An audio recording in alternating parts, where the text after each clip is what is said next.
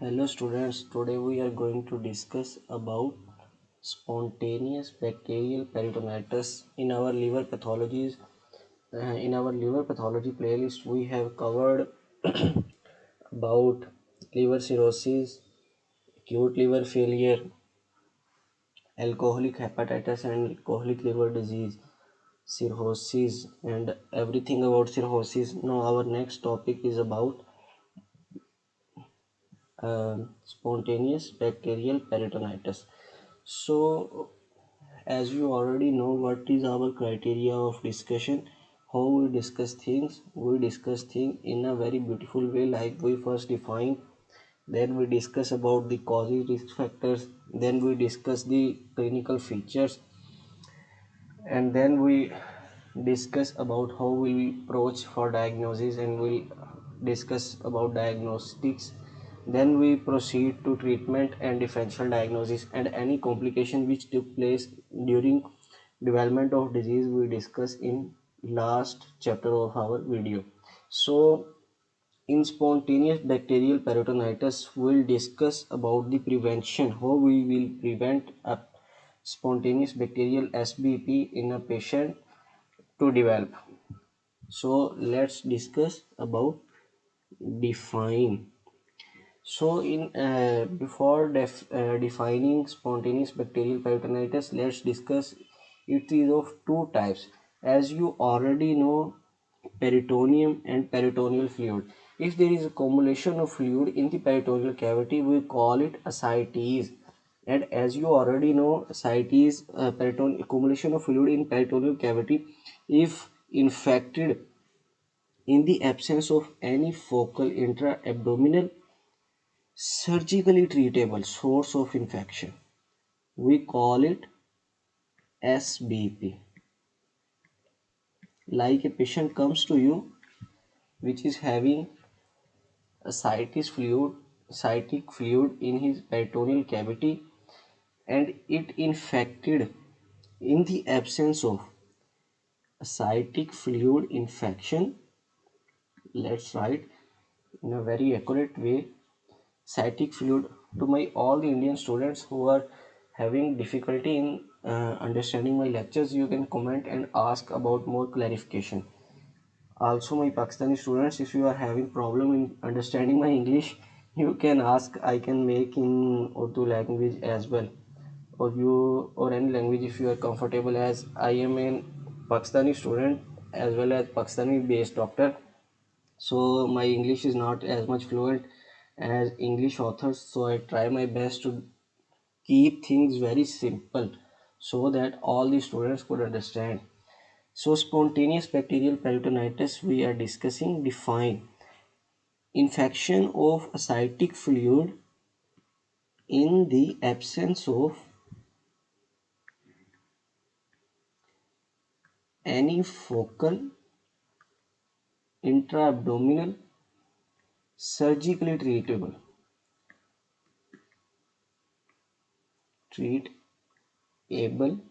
source of infection. This is our definition.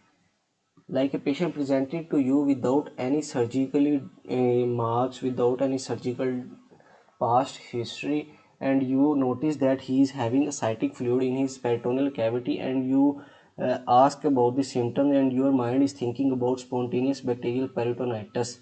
So this definition clarifies your thoughts about SBP. So the next SBP is secondary bacterial peritonitis. Secondary bacterial peritonitis. What is it? It is the inflammation of peritoneum. How it is caused? Caused by bacteria, bacterial infection. So a patient comes to you after a surgery, and you check the signs and symptoms and took history, and you found that patient is suffering from bacterial peritonitis, and the source is surgery. You will call it secondary bacterial peritonitis from a surgically treatable intra-abdominal source.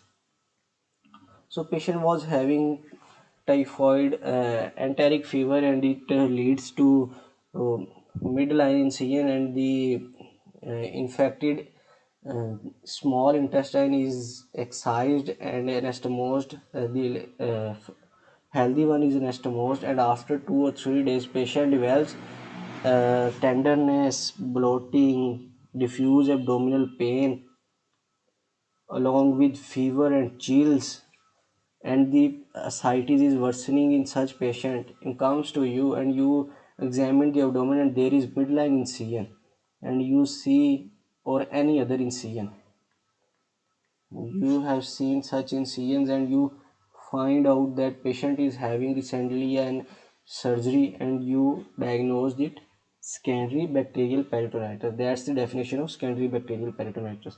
So let's discuss about its risk factors. What are the risk factors? Risk factors. So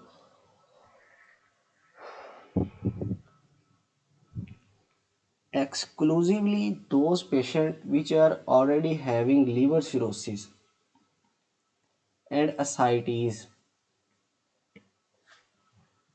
These patients present with, most commonly, with spontaneous bacterial peritonitis. This is the main risk factor patient presented.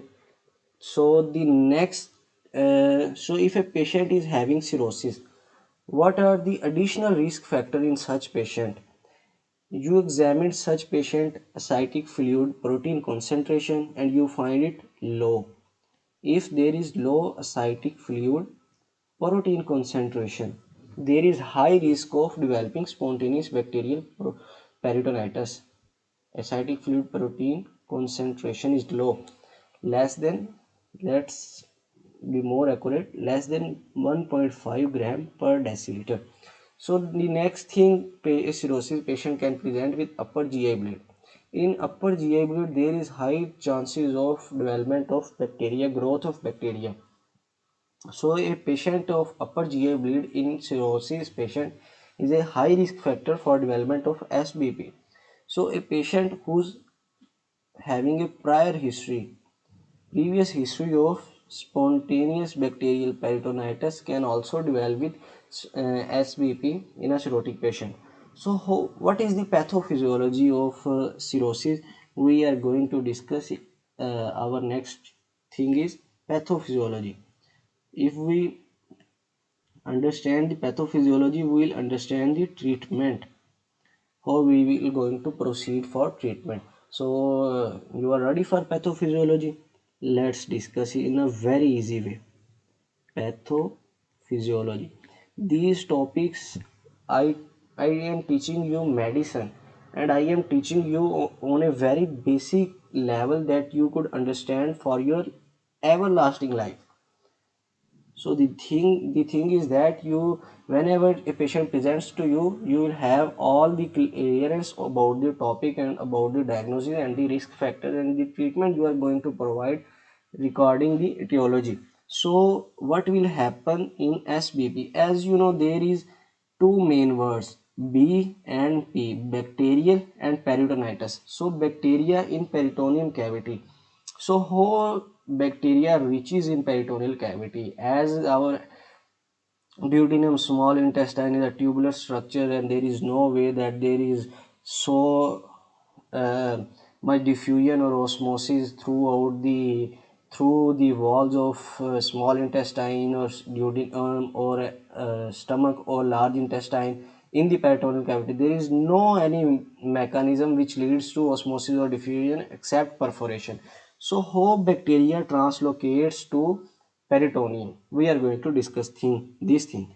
So bacteria translocate where it reaches. Translocates from intestine.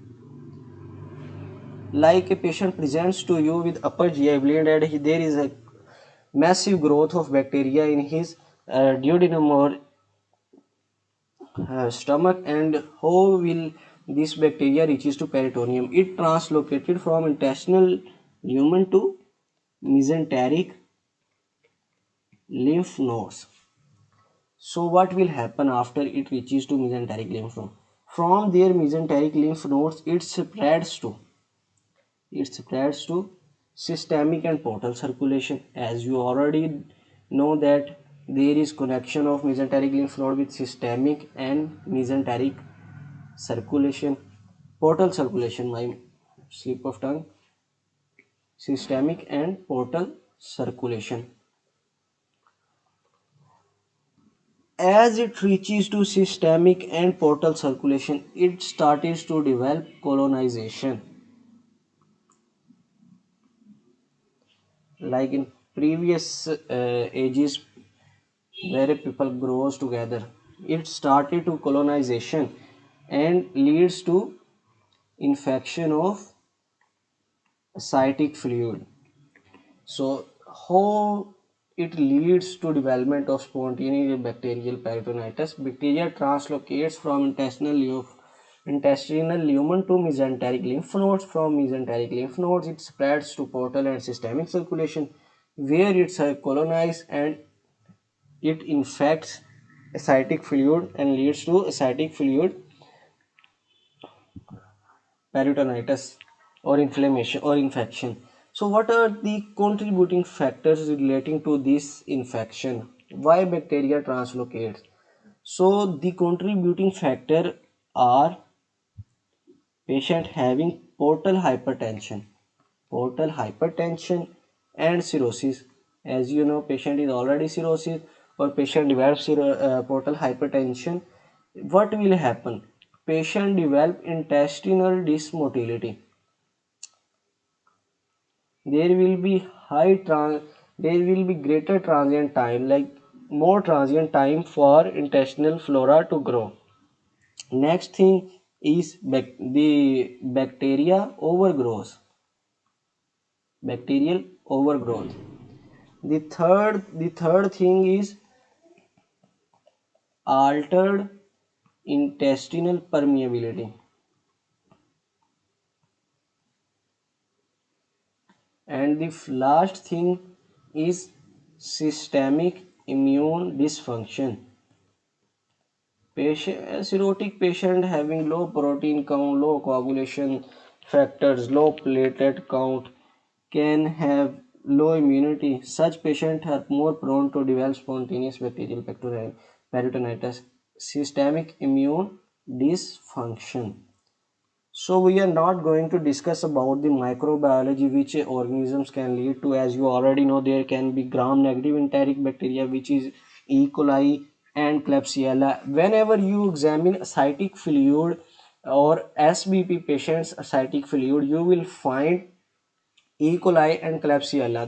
These are the most common organisms which are found in our microbiology. The gram-positive bacteria can be Streptococcus, Staphylococcus, or Enterococcus. The next thing is we'll find those bacteria which are fluoroquinolones and multi-drug resistant bacteria. There is increased prevalence of those bacteria which are having resistance against fluoroquinolones and multi-drug resistant bacteria can be found. So our next important point objective is of our today's lecture is how patient present. Clinical feature. What are the clinical feature and how patient will present? A patient, as you already know, in secondary bacterial peritonitis, patient presents after a surgery. In spontaneous bacterial peritonitis, patient tells you and what he cannot tells you. We'll discuss about all. Patient comes to you with diffuse, as in acute abdominal lecture, we'll discuss in very detail about diffuse abdominal pain or tenderness. And I explained all the causes of diffuse abdominal pain or tenderness. Patient will have fever and chills. So these can be present or cannot be present in a patient. So You will have to ask about everything. Worsening ascites. How will you check? You will check the diameter of abdomen which is rising. Worsening ascites. Whether it is new onset or it is worsening, you will check. The fourth clinical feature is we'll see for encephalopathy. Patient whether develops encephalopathy or not. It is newly developed or patient is already having encephalopathy and it is worsening. The next clinical feature is jaundice. The simplest way to discuss the spontaneous bacterial peritonitis is to understand the concept of cirrhosis. As I discussed in 1 minute, almost in 2 hours, I told everything about cirrhosis. If you know this cirrhosis, how it presents, how it develops, how it proceeds in a patient, you will understand the all the complications which is caused by cirrhosis. So we'll ask indirectly about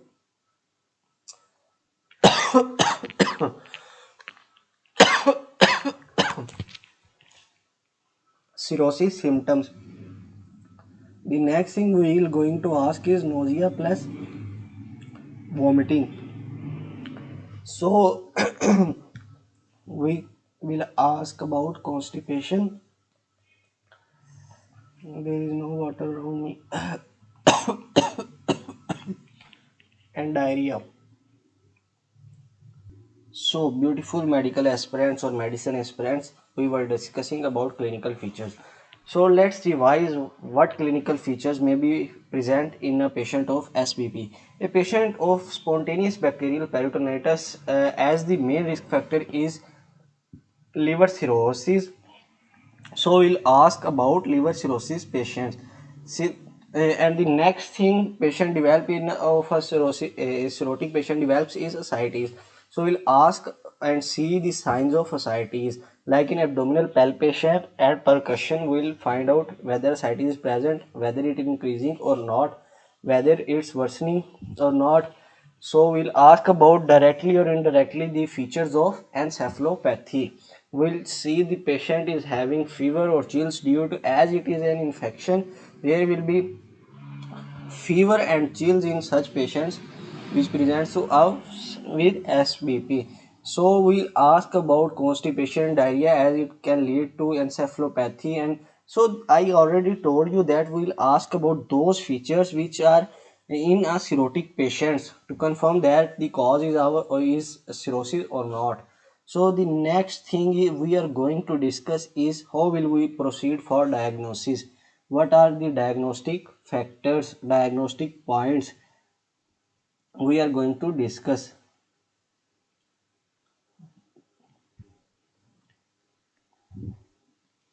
So first of all, as you all know, it's infection of ascitic fluid. We are going to perform an ascitic fluid analysis. What are the indication of ascitic fluid analysis? In our ascites topic, we discussed very detailed that when we will go for diagnostic paracentesis and when we will proceed for therapeutic paracentesis. Now we'll see what are the lab diagnostic points and what tests we the necessary for SPV. First one is blood culture. We'll find out, as there is portal and systemic colonization of bacteria, we'll find out which bacteria is infecting and causing such inflammation and infection. We'll go for two sets of blood culture. The next thing we are going to check is inflammatory markers. What are the inflammatory markers? CRP and ESR. CRP and ESR will be raised, may be elevated. So the third finding lab test we go for CBC, and what we find in CBC, these patients may develop leukocytosis. We are repeating our things in a very different way. The next thing we go for liver chemistries.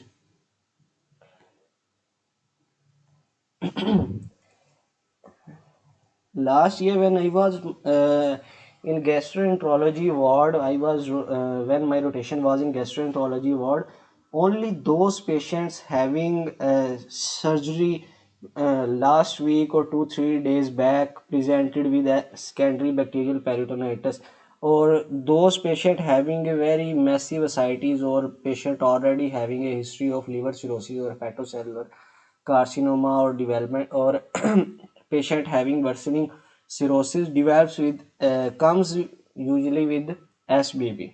So first ask about the history of hepatitis B, C, or liver cirrhosis or ascitic fluid. After examining, you will your mind will already starts to ask for those things that will leads to you to SBP when you have any idea about what is SBP. So we'll go for liver chemistries.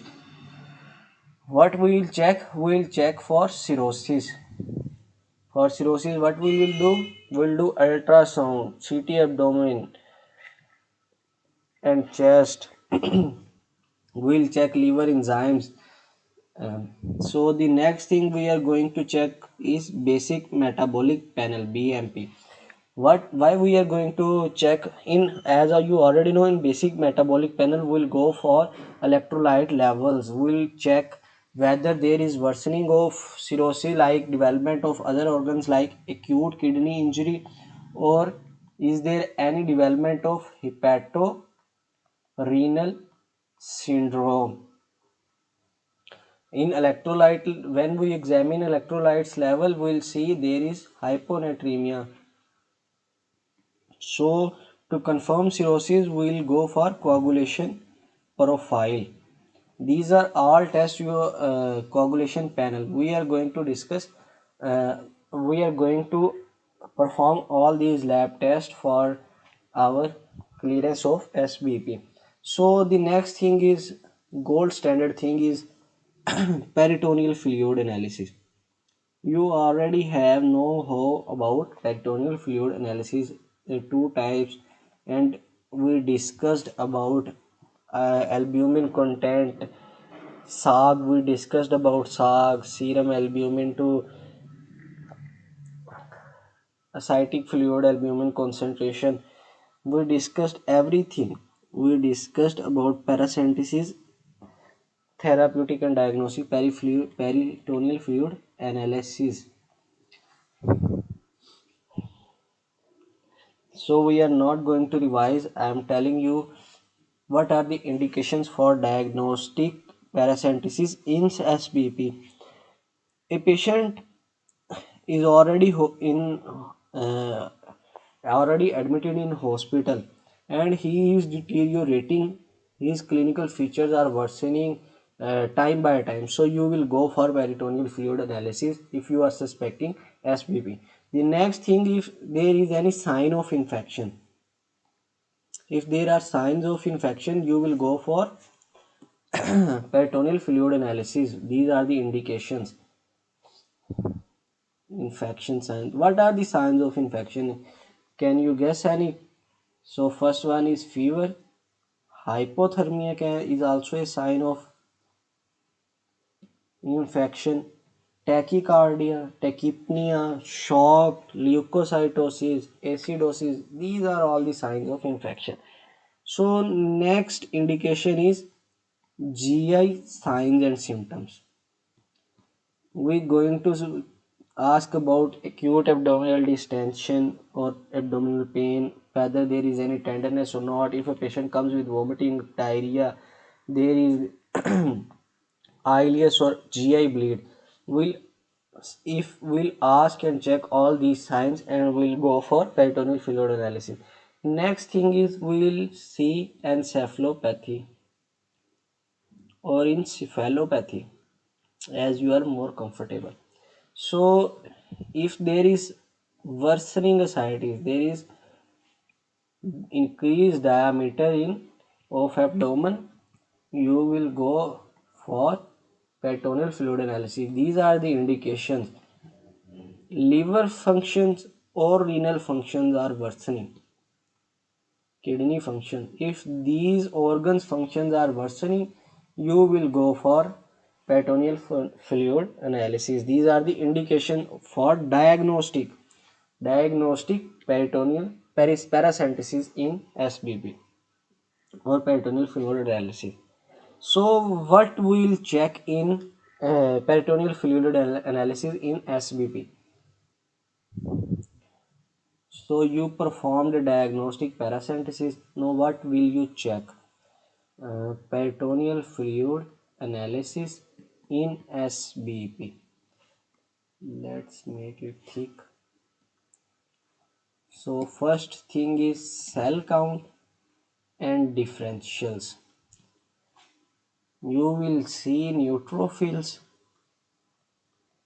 What will happen to neutrophils? Neutrophil count raised to more than 250 per millimeter cube. It indicates there is infection of peritoneal fluid. So next thing you will perform to peritoneal fluid is to gram stain it. And the next thing is bacterial cultures. You will find whether there is positive or negative bacteria. You will go for bacterial culture. The next thing you are going to check is serum acidic and albumin gradient, SAG. The third thing, total protein level. Next thing, third thing, not its fifth. One, two, three, fourth, fifth. Total protein level you will check. Also glucose concentration, also LDH level. These three things differentiate or distinguish spontaneous bacterial peritonitis Alhamdulillah, from secondary bacterial peritonitis. So usually in such patients imaging is not are not required if there is cirrhosis and you do not have any history of cirrhosis and you are suspecting cirrhosis, so you will perform some radiological diagnostic tests. So now we are going to move towards our very important topic, which is the main. After knowing the background knowledge, now we will proceed to treatment. How will we treat a patient having spontaneous bacterial peritonitis? What your mind saying? Just give him antimicrobial therapy. You are very accurate. Antimicrobial therapy. We will give antimicrobial therapy on the basis of cytic fluid culture and blood culture. So when will we give antimicrobial therapy? When there is systemic inflammatory response criteria is fulfilled, we will give antimicrobial therapy. Positive SIRS criteria. What is systemic inflammatory response criteria? Patient comes like fever, chills. The next thing is clinical features of SBP are present, like abdominal pain, tenderness. You will go for antimicrobial therapy.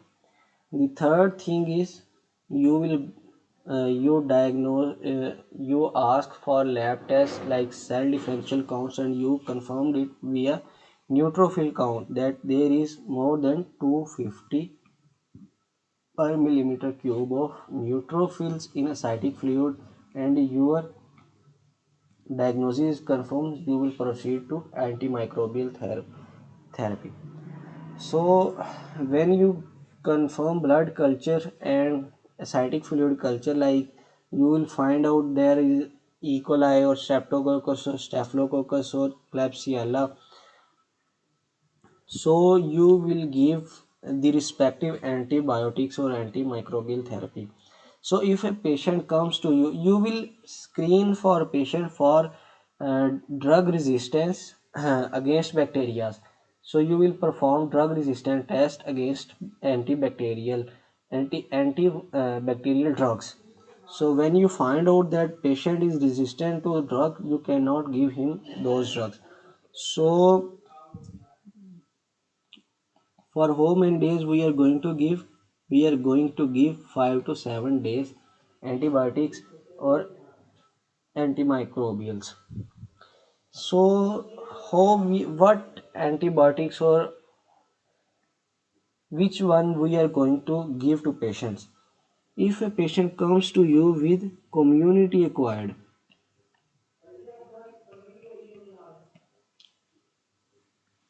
infection, what will you give?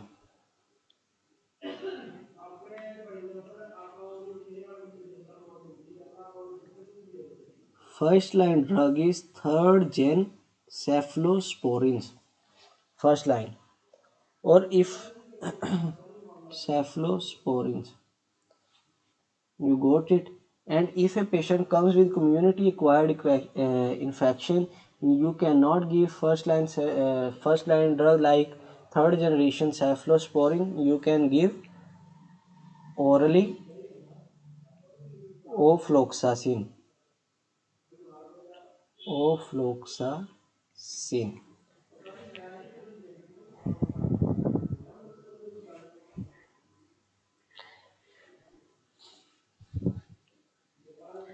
So if a patient comes to you with healthcare associated infection, like there is you are suspecting that the patient is resistant to a pathogen, like or you have any history like patient had previously exposure to broad spectrum antibiotics, what will you give? This is the second scenario. This is the first scenario. If a patient comes with community acquired infection, and if patient comes to you or community acquired not infection, the first line will be piperacillin tazobactam plus you can give vancomycin or daptomycin with piperacillin and tazobactam or tazobactam. Daptomycin. So alternatively we can give piperacillin or tazobactam with or meropenem plus vancomycin. Let's say meropenem plus vancomycin. So this is the empirical therapy, antibiotic therapy. Adjunctive therapy, what will you proceed if a patient comes to you with low protein count? Adjunctive therapy.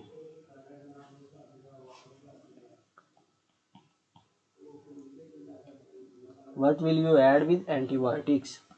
You will add IV albumin supplementation. All the patient which comes to you with spontaneous bacterial peritonitis, you will give him IV albumin. The next thing is you will discontinue, stop giving beta blockers to such patients. If patient is already having hypotension or acute kidney injury, you will stop him from taking beta blockers. So if patient is taking PPIs, you will stop him to take PPIs. You got it. So how will you support your therapy? You admitted the patient and you are going to cure him. What will the next supportive therapy? You will treat his electrolyte levels. Electrolyte level. You will correct electrolyte level. As the patient comes to you with acute abdomen and acute abdominal distension, you will give him analgesics as needed. As needed. So patient is already is having fever. So next drug is antipyretics.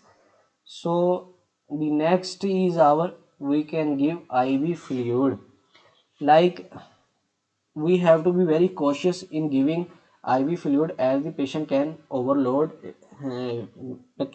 patient can have volume overload, which leads to heart complications. So we are not going to give we are not going to give very extensive IV fluid levels.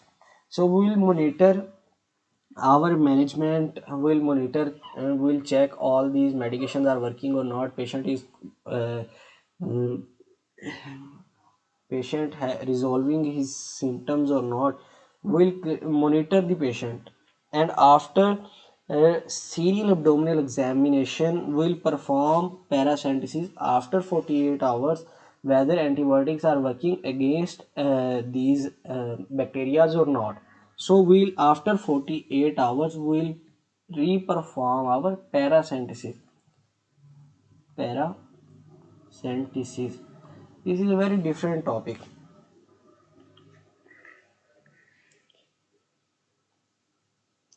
So if a patient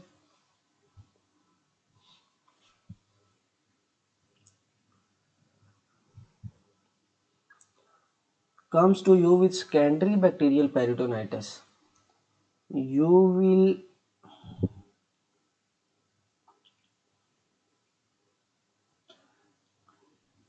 start giving him treatment.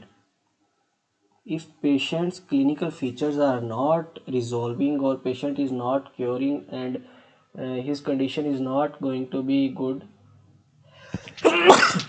or with your therapy patient's condition is worsening, what will you? You will consult a liver surgeon or liver gastroenterologist to treat, or hepatologist to treat this, or infectious disease specialist to cure, or to check whether why patient develops such symptoms, why, and the last thing we go for is liver transplant. So what are the differential diagnoses of our acute diffuse abdominal pain? First one is secondary bacterial peritonitis. It can be fungal, spontaneous fungal peritonitis.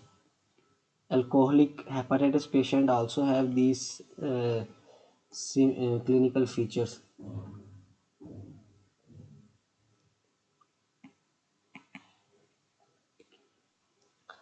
The next thing is a complicated cirrhotic or decompensated liver disease, or decompensated cirrhosis patient also present with these features.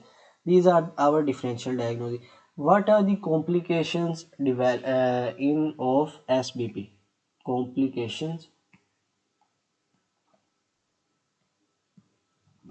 of SBP. First one is sepsis, septic shock, and patient can be dead. The next thing is acute or chronic liver failure. The third complication which can arise is acute kidney injury or hepatorenal syndrome. The next complication can arise will be hepatic encephalopathy. The next complication which can arise is GI bleeding, or we discuss about there can development of ascites which worsens timely. Worsening ascites can is also a complication of spontaneous bacterial peritonitis. So we in start we discuss that how will we prevent a cirrhotic patient to develop ascites, or is an ascitic patient to how will we proceed to prevent cirrhotic patient or ascitic patient to develop SBP. First one is prophylactic prevention. Before development of disease, we will start giving him treatment of that disease. Prophylaxis. We will do prophylaxis for SBP.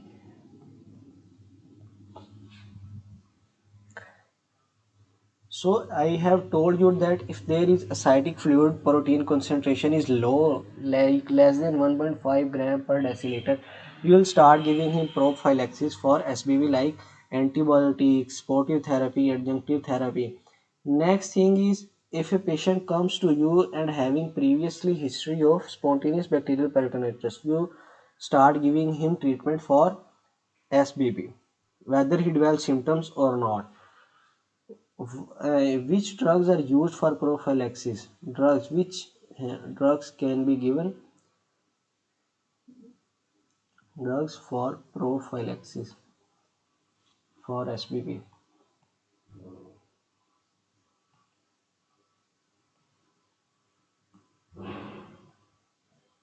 First one is ciprofloxacin. Second one is norfloxacin.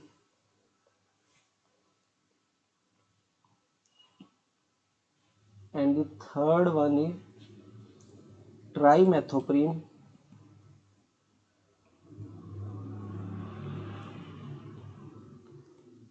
sulfamethoxazole. So this is all about our secondary and spontaneous bacterial peritonitis. Very important topic. You have to be clarified about it.